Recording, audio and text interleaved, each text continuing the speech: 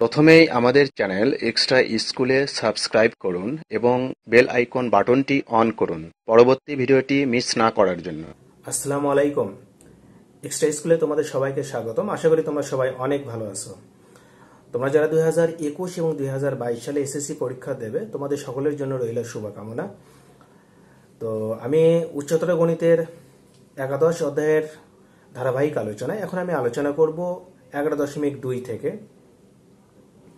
11.2-এ তোমাদের আসলে ক্ষেত্রফল নির্ণয় করতে হবে। ত্রিভুজ, চতুর্ভুজ, পঞ্চভুজ অর্থাৎ যে কোনো বহুভুজের ক্ষেত্রফল তোমাদের নির্ণয় করতে হবে যখন ওই ত্রিভুজ বা চতুর্ভুজ বা বহুভুজের শীর্ষবিন্দুর স্থানাঙ্ক দেওয়া থাকবে।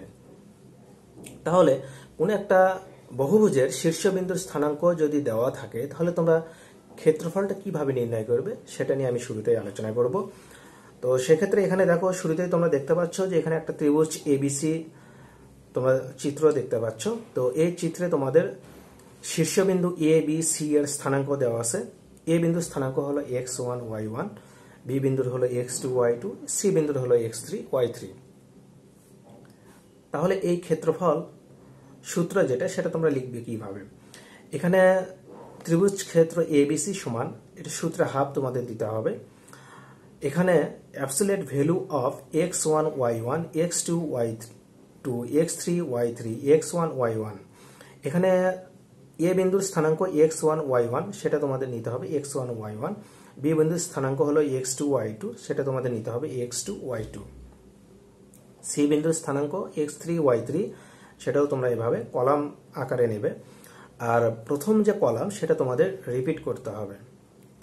আর এগুলো কিন্তু তোমাদের নিতে হবে ঘড়ির কাঁটার বিপরীত দিক অনুযায়ী, অর্থাৎ অ্যান্টি ক্লক ওয়াইজ অনুযায়ী। তো ঘড়ি কাঁটার বিপরীত দিক অনুযায়ী তোমাদের এই বিন্দুগুলো তোমাদের এভাবে কলাম আকারে সাজাতে হবে। তো সেক্ষেত্রে দেখো, যদি চতুর্ভুজ হয় তোমাদের কলাম কিন্তু তখন হবে কয়টি? 5টি হবে। ত্রিভুজ হলে কলাম হবে 4টি, পঞ্চভুজ হলে 6টি, চতুর্ভুজ হলে 5টি, ষড়ভুজ হলে 7টি। অর্থাৎ তোমাদের সব সময় কলাম একটা বেশি হবে। তো এই যে প্রথম কলাম x1 y1 এটা কিন্তু তোমাদের আবার রিপিট করতে হবে। তো এখন তোমরা এটা গুণ করবে কিভাবে? এখানে তোমাদের যে গুণটি করতে হবে সেটা হলো r গুণন করতে হবে। তোমাদের x1 যাবে y2 এর সঙ্গে, x2 যাবে y3 এর সঙ্গে, x3 যাবে y1 এর সঙ্গে, এবং তোমাদের এগুলোর মাঝখানে প্লাস চিহ্ন দিতে হবে।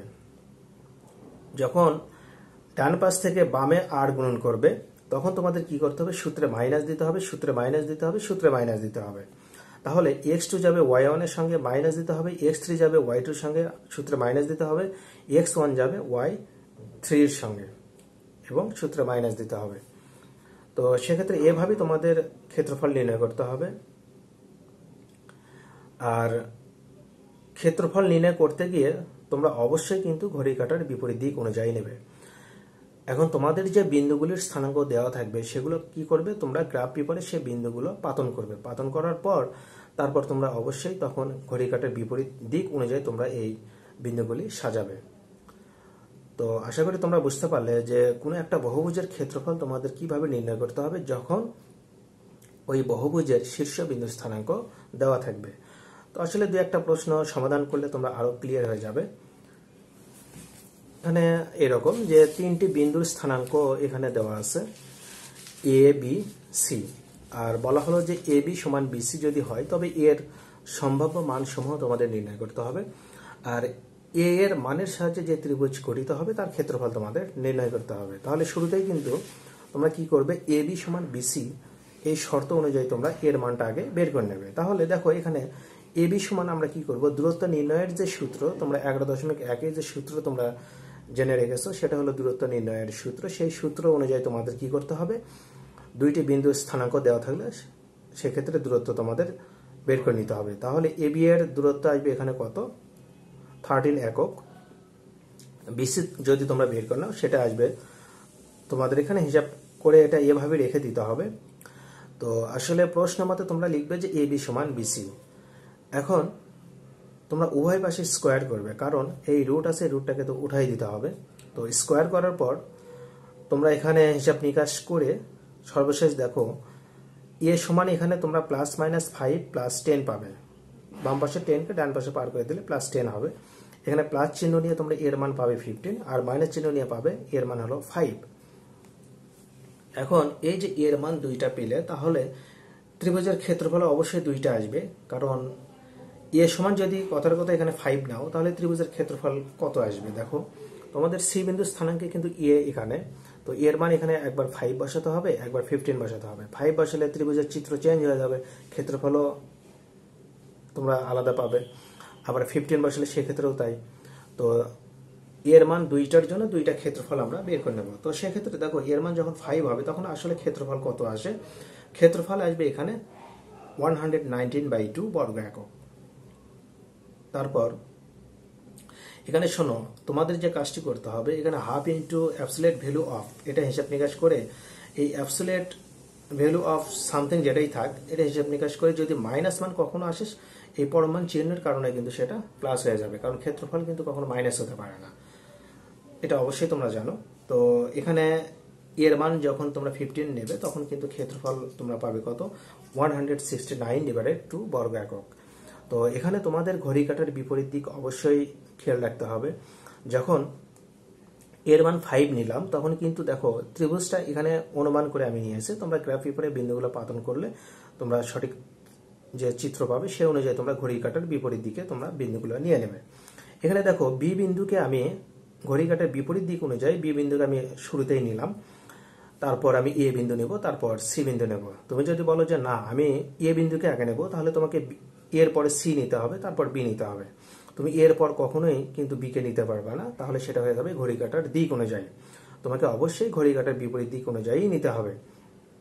তুমি যদি বলো যে আমি সি নেব, নাও, সি নেওয়ার পর তুমি বি নাও, তারপর এ নাও। তো সেক্ষেত্রে আমি এখানে বি নিলাম শুরুতেই, বি নেওয়ার পর আমি এ নিলাম, তারপর সি নিলাম। দেখো তাহলে বি বিন্দুর স্থানাঙ্ক হলো 10,6, তাহলে 10, 6, তারপর -2, 1, তারপর 5, 6, 5 - 6, তারপর 10, 6, এই কলমটাকে আবার রিপিট করলাম। তো হিসাব নিকাশ করে তোমাদের এটা আসবে। এবার এর মান যখন তোমরা 15 নেবে তখন দেখো চিত্র এরকম অনুমান করে আমি নিয়ে আসি, তোমরা গ্রাফ পেপারে অবশ্যই বিন্দুগুলো বসাবে। তো এখানে আমি কি করলাম দেখো, আমি এই সি বিন্দুটাকে ঘড়ি কাঁটার বিপরীত দিক অনুযায়ী নেব। সি বিন্দুটাকে আমি প্রথমে নিলাম, তারপরে কিন্তু আমার বি বিন্দু নিতে হবে, তারপর এ বিন্দু নিতে হবে। আমি কিন্তু সে অনুযায়ী সাজালাম। তো আশা করি তোমরা বুঝতে পারলে যে আসলে ঘড়ি কাঁটার বিপরীত দিক অনুযায়ী কিভাবে বিন্দুগুলো নিয়ে কোনো একটা ত্রিভুজ বা বহুভুজের ক্ষেত্রফল তোমরা নির্ণয় করবে। যে প্রশ্নটি আলোচনা করব, দেখো এখানে একটা চতুর্ভুজের 4টি শীর্ষবিন্দু স্থানাঙ্ক তোমাদের দেওয়া আছে। তো এখানে শেষে যে ডি বিন্দু আছে ওখানে কিন্তু দেখো ভুজে দেওয়া আছে পি আর কোটিতে 3। তো এখানে বলা হলো যে শীর্ষ বিন্দু সমূহ ঘড়ি কাঁটার বিপরীত দিকে আবর্তিত। তো এবিসিডি চতুর্ভুজের ক্ষেত্রফল তোমাদের নির্ণয় করতে হবে এবং ত্রিভুজ এবিসি এর ক্ষেত্রফলের দ্বিগুণ হলে পি এর মান কত আসবে সেটা তোমাদের নির্ণয় করতে হবে। তো তাহলে এখানে তোমরা কি করবে, এই যে শীর্ষ বিন্দুগুলির যে স্থানাঙ্ক দেওয়া আছে সেগুলো তোমরা গ্রাফ পেপারে আগে বসাও। তো এখানে দেখো এ বিন্দু ভালোভাবে তোমরা বসাতে পারবে, বি বিন্দু বসাবে, সি বিন্দু বসাবে, কিন্তু ডি বিন্দুর ক্ষেত্রে কি হবে দেখো, এখানে ডি বিন্দুর এই যে P,3, তো আসলে এই যে পি বিন্দুর মান কত আসবে এটা কিন্তু তুমি জানো না। তো যেহেতু তুমি জানো না তাহলে ওটা তুমি কিভাবে নেবে বা গ্রাফ পেপারে বসাবে কিভাবে। তো তুমি আগে চতুর্ভুজ এবিসিডি এর ক্ষেত্রফল নির্ণয় করতে গিয়ে তুমি শুরুতেই এ বিন্দু নাও, তারপর নাও বি বিন্দু ঘড়ি কাঁটার বিপরীত দিক অনুযায়ী কিন্তু, তারপর সি বিন্দু নাও। ডি বিন্দু যেহেতু তুমি জানো না সেক্ষেত্রে তুমি ওটা শেষে রেখে দাও, অথবা তুমি শুরুতেই ওটাই নাও। তো শেষের রাখাটাই ভালো হবে। দেখো আমি শেষে রাখলাম, তাহলে এ বিন্দু নিলাম, বি বিন্দু নিলাম, সি বিন্দু নিলাম, ডি বিন্দু আমি শেষে রাখলাম, আর এই যে প্রথম কলামে এটা আবার রিপিট করলাম। তো এটা হিসাব নিকাশ করে অবশ্যই তোমরা একটা মান পাবে এখানে। এবার ত্রিভুজ এবিসি এর ক্ষেত্রফলটা বের করে নাও, আর ত্রিভুজ এবিসি এর ক্ষেত্রফল নির্ণয় করার ক্ষেত্রে তোমাদের কোনো সমস্যা হবে না, কারণ এখানে 3টা বিন্দু এবিসি। তো এ বিন্দু নাও, তারপর বি বিন্দু নাও, তারপর সি বিন্দু নাও। এ বিন্দুর ক্ষেত্রে ওটা প্রথম যে কলাম ওটাকে আবার তোমরা রিপিট করো। তো এখানেও হিসাব নিকাশ করে একটা মান পাবে। তো এখানে প্রশ্নে বলা হলো যে এবিসিডি চতুর্ভুজের ক্ষেত্রফল ত্রিভুজ এবিসি এর ক্ষেত্রফলের দ্বিগুণ। সেক্ষেত্রে এবিসিডি চতুর্ভুজের ক্ষেত্রফল তুমি এখানে লিখে নাও, আর এখানে ত্রিভুজ এবিসি এর ক্ষেত্রফল যা পাবে তার সঙ্গে তোমার 2 কি করতে হবে, গুণ করতে হবে। এখানে হিসাব নিকাশ করলে তোমরা কি করবে, পি এর মানটা সহজেই পেয়ে যাবে। তো এইভাবে আসলে তোমাদের 11.2 কি করতে হবে, ত্রিভুজ অথবা চতুর্ভুজ অথবা যে কোনো বহুভুজের ক্ষেত্রফল নির্ণয় করতে হবে। আবার ক্ষেত্রফলের ক্ষেত্রে কোনো শর্ত থাকলে সেই অনুযায়ী তোমাদের কাজ করতে হবে। তারপর মান নির্ণয় করতে হবে, যেমন এখানে পি এর মান নির্ণয় করলে, এর আগের প্রশ্নে তোমরা এ এর মান নির্ণয় করলে। তো এভাবে তোমাদের প্রশ্নগুলি সমাধান করতে হবে একটা সূত্র দিয়ে। আমি মূলত এখানে যেটা মনে করি সেটা হলো সূত্র একটাই, সেটা হলো ত্রিভুজের সূত্র। ওটা যদি তোমার জানা থাকে তাহলে তুমি চতুর্ভুজ বা যে কোনো বহুভুজের ক্ষেত্রফল ওই সূত্র অনুযায়ী তুমি সাজাতে পারবে। তো সেক্ষেত্রে এখানেও সূত্র একটাই, 11.1 যেমন একটা সূত্র, 11.2-এও ঠিক তেমনই একটা সূত্র। তো আজকের আলোচনা এ পর্যন্তই। সবাই ভালো থেকো, সুস্থ থেকো, আল্লাহ হাফেজ।